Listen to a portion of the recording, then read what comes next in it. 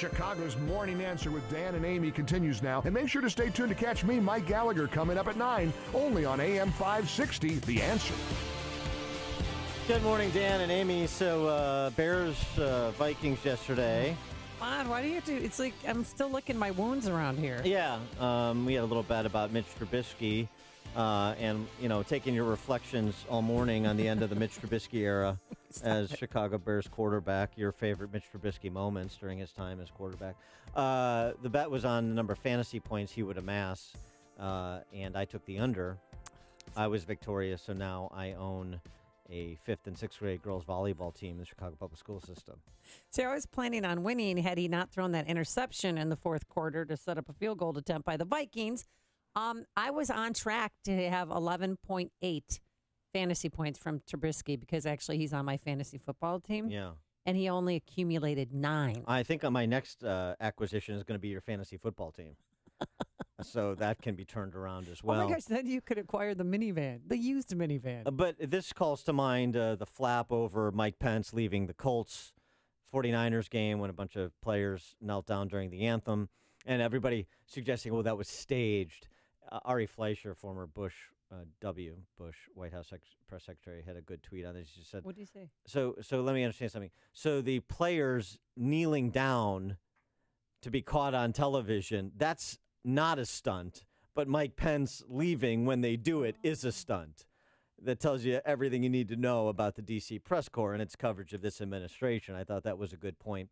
And the other good point was actually made by Stephen A. Smith over at MSESPN, hat tip Clay Travis, where he described what's actually happening. He's not celebrating it, but here's what's actually happening with the anthem flap in the NFL. Here's the issue. In the end, what it really comes down to is the president has successfully hijacked this issue. He's turned it into an issue about patriotism and beyond. He's catering to his base in the process. And the biggest thing that he's doing is he's pulling it all off, hiding behind these issues, when, in my opinion, his real agenda is going after an NFL community that didn't let him in that good old boys club. They didn't let him in the 80s when he was an owner for the USFL Generals. They didn't let him in when he wanted to purchase the Buffalo Bills in 2014. And he has a history that is well documented of exacting retribution against those who oppose him in any way. Yeah, and it's a nice story that Stephen A. Smith concocts, but here's the thing. He's just feeding the beast.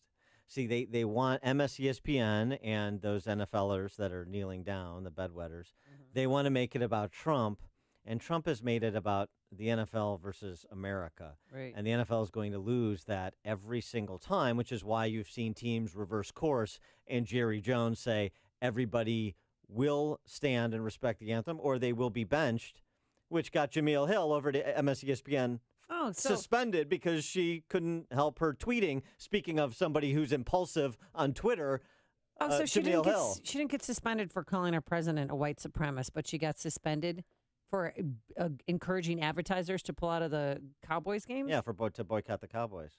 And wow. And are their priorities messed up? And no less than Al Sharpton and all of his civil rights leaders' friends, quote unquote, civil rights leader friends are rallying to her defense, at least according to Al Sharpton. But I mean, this is so interesting. Trump taking on sports, which you think, well, that's almost like a third rail because, especially the NFL, it's so popular. But what they've done and what their handmaidens in the sports press corps at MSESPN have done, and made it less and less popular. And Trump is taking full advantage of it. Could his motives be multiple on this score?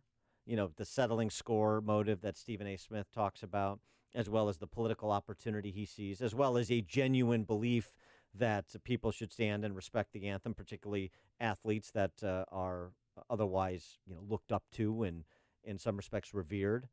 It could be a multitude of those motives. Bottom line is, much to the chagrin of Stephen A. Smith, it's an issue on which Trump is running the left. For more on this topic and others, we're pleased to be joined by Steve Cortes, who is a Fox News contributor and former head of Trump's Hispanic Advisory Council. Steve, thanks for joining us. Appreciate it. Good morning, Dan and Amy. Good morning. So, just want you to weigh in, too, on the matter of Trump and Pence and the NFL and the antagonism coming from both NFL players as well as the sports media. Right. Well, I'll tell you, Dan, I'm a football fanatic. Played and coached the game and watched the game my entire life. I've yet to watch the NFL this year. That's the first time I can say that since I was a toddler.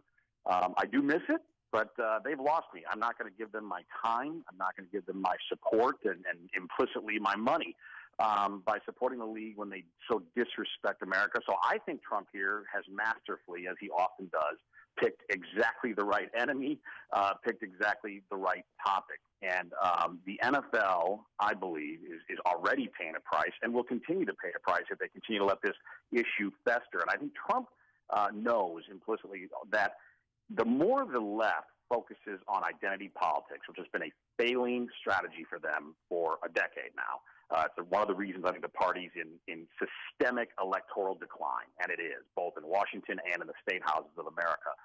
The more they focus on identity politics and ignore economic bread and butter issues, security issues, which we're focused on, the better off we're going to be politically. So I think it's a masterful stroke, really. But do you think President Trump encouraged Vice President Pence to go to the game, and if they took a knee, then to leave? You know, I don't know what went on behind the scenes, but it would make sense. But you know, to the point that Dan brought up is, so the players are entitled to theatrics, but the vice president is not. If it was theatrics, and I don't know that, but even if it was, well, he's entitled to engage in so-called stunts. His free expression is every bit as valid as the players, if not more so, right? Because he's the vice president of the United States, who, by the way, is supposed to be weighing in on politics. That is his actual job. Whereas the football players, I have no problem with them being as political as they want to be on their own time. They can post as many videos on Facebook. They can go to rallies. They can do anything they want. But on that field, their job is to play football. And I think that's why a lot of people like me, who are football nuts, have said, I'm tuning out. What about the free expression of Tennessee Senator Bob Corker calling the White House, occupied by Trump, a bit of a daycare center, and adult daycare center. Well, okay, and otherwise verbally sparring with him on some of his rhetorical choices with respect to North Korea, and generally Corker, that is, making statements about the president's temperament and stability. Well, I think Corker should look inwardly. If you look at his record, Corker largely delivered the horrendous Iran deal to America. His personal shenanigans in office have been really shameful, particularly when it comes to insider trading and not reporting investments in hedge funds. He, like many Washington politicians, has become incredibly rich in office, and I think largely through tactics that, while perhaps legal, are very unsavory. So he represents, I think, the worst kind of swamp rat, to be quite honest. And, I said this a lot during the campaign. In many ways, it really wasn't Republican against Democrat. I believe it was Trump against Washington. So what do you think So what do you think of Bannon's pronouncements about primarying? Corker's obviously not running again, but primarying the likes of Bob Corker and others, sans Ted Cruz, that fit the description you just provided. Right. No, I'm all for it. And I think, by the way, that's one of the reasons Corker is bowing out. Because I think he knew in a conservative state like Tennessee, he was going to face a serious primary challenge. And so I'm glad he's leading. This is part of draining the swamp. Senate Republicans, in some ways, have been as much an obstruction to Trump as the Democrats have been. I hope that we're going to get a way, way better Senate after the 2018 elections. Well, but do you think President Trump, he's alienating a key ally when it comes to Corker? Do you think that it's going to affect the way that he votes on certain legislative bills? Right. Amy, I hope not. But listen, I'll be the first to concede. I think there are times when the president, as much as I admire him and as loyal as I am to him, there are times when he picks fights he doesn't need to. So did he need to poke at Corker, given that he was already retiring? Perhaps not. So, yeah, I will concede that. There are times when I would like a bit more conciliation from the president, but I would also say this. If he weren't the fighter he is, he probably wouldn't be president. So sometimes I think we have to realize that the kind of person who was able, with no political background, to win in a field of 17 extremely experienced GOP candidates and then win the presidency, that kind of fighter, that kind of person is unlikely then to be completely restrained once taking office, and I think that's just the reality. Regarding getting a better Senate after 2018, are you concerned at all that there won't be a Republican Senate at all after 2018 if tax reform is not signed into law? You know, Dan, I'm not too concerned about that, only because of just the math of it. You know, the Democrats have way more seats, up and far more vulnerable seats than the Republicans. So I don't think we're going to lose the Senate. I really don't think that's in the cards. But to your point, I think your larger point of if we don't get tax reform done, and quite frankly, I think it's a coin flip at this point. I really do, because the clock is ticking fast. I think the House will get it done. I don't know about the Senate. I hope and pray they do, but I just don't know.